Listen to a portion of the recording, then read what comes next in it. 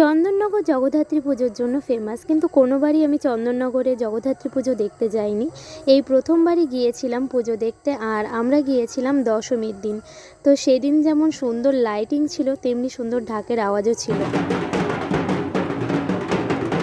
দশমী হলেও কিন্তু ভিড় একদমই কম ছিল না, অনেক ভিড় ছিল। আর তার সাথে ছিল চারিদিকে ঢাকের আওয়াজ, বিভিন্ন বাদ্যযন্ত্রের আওয়াজ। সারা রাস্তা জুড়েই ছিল সুন্দর লাইটিং, আর তার সাথে সাথে হেঁটে হেঁটে ঠাকুর দেখতে বেশ ভালো লাগছিল।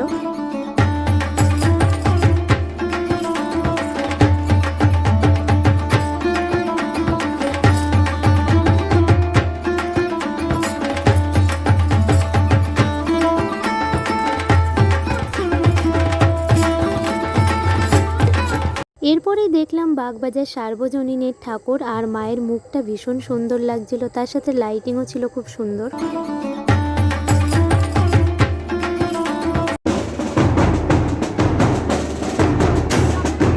পঞ্চমী থেকে নবমী পর্যন্ত তো প্রচণ্ড ভিড় থাকে চন্দননগরে, দশমীতে সেই তুলনায় একটু কম ভিড় থাকে। তো সেই জন্য আমরা দশমীতে এসেছিলাম। তো ঠাকুর অনেক দেখেছি, লাইটিংও দেখেছি, বাট প্যান্ডেল ঘুরে দেখা হয়নি। এবছর যেহেতু আর প্যান্ডেল ঘুরে দেখা হলো না, তো নেক্সট ইয়ার নিশ্চয়ই প্যান্ডেল ঘুরে দেখতে যাব।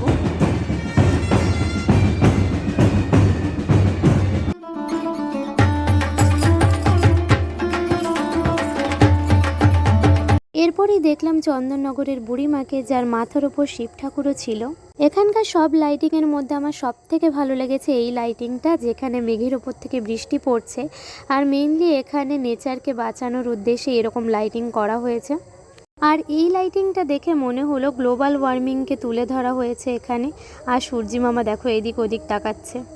তারপরেই ছিল হালদারপাড়ার লাইটিং। তো এরকম অনেক সুন্দর সুন্দর লাইটিং দেখলাম, আর ভীষণ সুন্দর ছিল লাইটিংগুলো।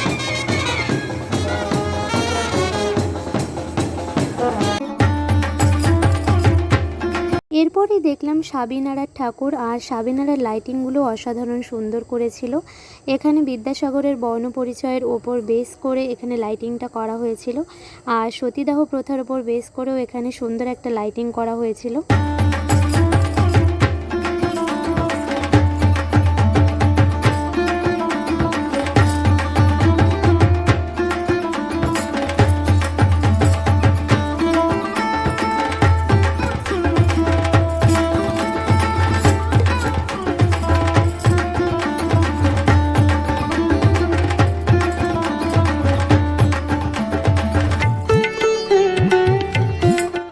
আজ অনেক ঠাকুর দেখলাম, আর লাস্ট দেখেছিলাম নতুন পাড়ার ঠাকুর, যেখানে নতুন পাড়া 50 বছরে পদার্পণ করেছে। আর এই প্যান্ডেলটাতে লাইটিং ছিল না, কিন্তু খুব সুন্দর লাগছিল প্যান্ডেলটা।